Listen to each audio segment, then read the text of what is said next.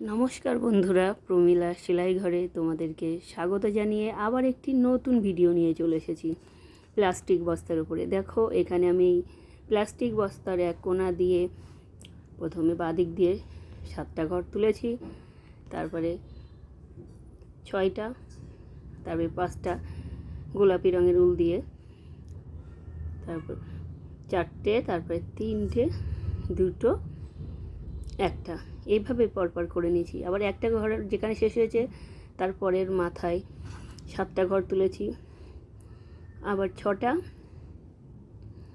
তারপরে 5টা, 4টে, 3টে, 2টো, 1টা, এভাবেই আমি পরপর ডিজাইনটা করে নিয়েছি।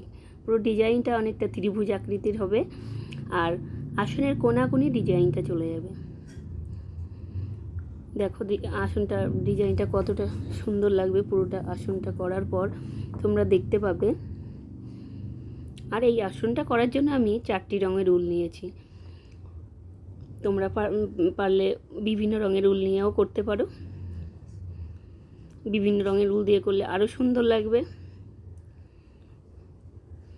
প্রথমে আমি গোলাপি রঙের উল দিয়ে ডিজাইনটি তুলেছি, এরপরে নীল,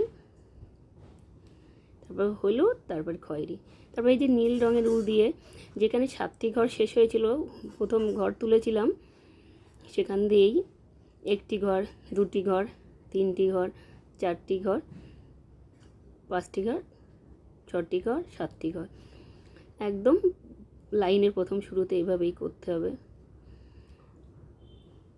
একইভাবেই আগে যেমন 7টির থেকে শুরু করেছি, এখানে একদম 7টির মাথায় প্রথম 1টি তুলতে হবে, তারপরে 2, 3, 4, 5, 6, 7, একদম দেখবে ঘর ঘর মিলে যাবে, ঘরটা সুন্দর ডিজাইনটা তৈরি হয়ে যাবে। আবার 7টির মাথাও একইভাবে 1টি ঘর তুলতে হবে, তারপরে 2টি, 3টি, 4টি, 5টি, 6টি, 7টি, এইভাবেই ডিজাইনটা সম্পূর্ণ হবে। আর এইভাবেই কোনাকুনি ডিজাইনটা করে যেতে হবে। সম্পূর্ণ আসনটা এইভাবেই করলে আস্তে আস্তে আসনটা তৈরি হয়ে যাবে। এই যে আমি হলুদ উল দিয়ে এইভাবে একইভাবে করেছি ঘর গুনে গুনে। আর বললাম না, দেখো বন্ধুরা দেখতে কতটা সুন্দর লাগছে আসনটা।